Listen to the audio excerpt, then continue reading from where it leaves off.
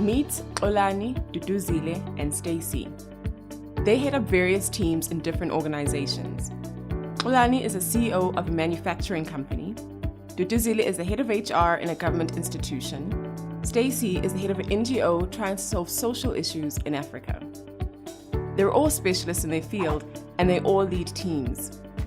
They studied hard and work hard. It's that commitment that got them to the top. But there is a challenge, and they all have a similar challenge. The rates of change for leaders today is unprecedented, and being a leader in this age is like leading in no other that has come before it. There are complexities coming at you from outside the organization, and not to mention inside from your people. Opportunities are everywhere, but you are not agile enough to grab them. Added to this, people have a voice and they're using it. Any mistakes made by your employees or managers make ripples across social media faster than you can strategize and approve a response. So can our skilled leaders control their people's behavior?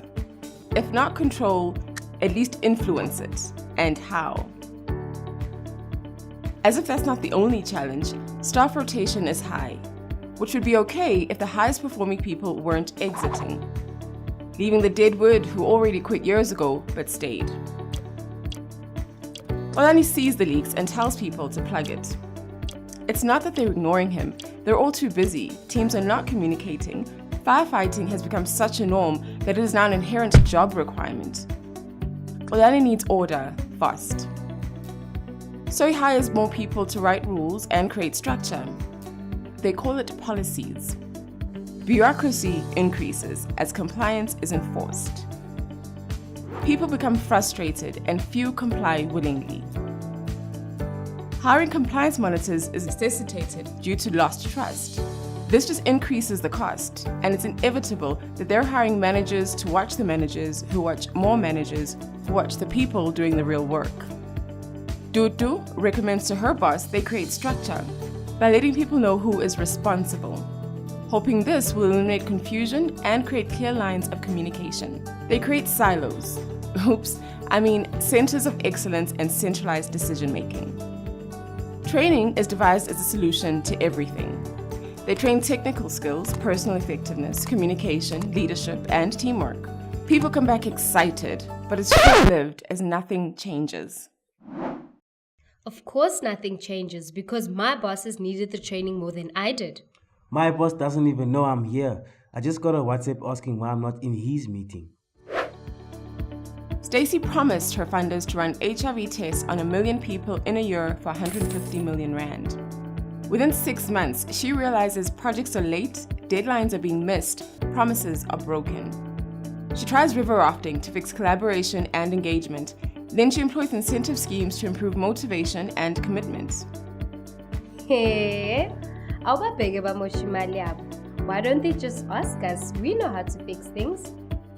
She thinks perhaps she needs to communicate her strategy better and then people might understand what they should do. But here's the problem.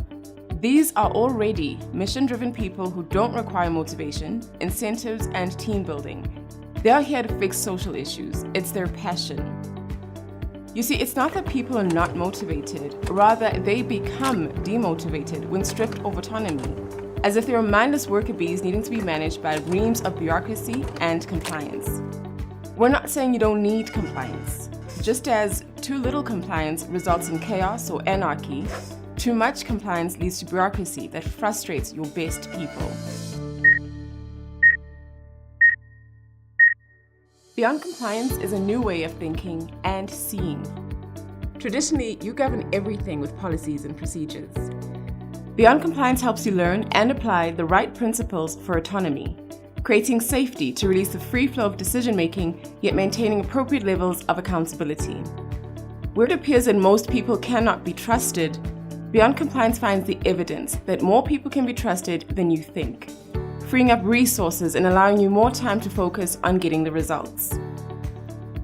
Where people mindlessly follow rules and do just as they're told, no more, often less, Beyond Compliance unleashes the full talent and potential of your greatest assets, just as you intended on the day you hired them. Where goals are fragmented and frustratingly misaligned, where politics is needed to win in the office, Beyond Compliance creates systems of collaboration, aligns goals to predictably execute and leverage any strategy, all this while building courage as a foundation to use creative tension as the new dialogue.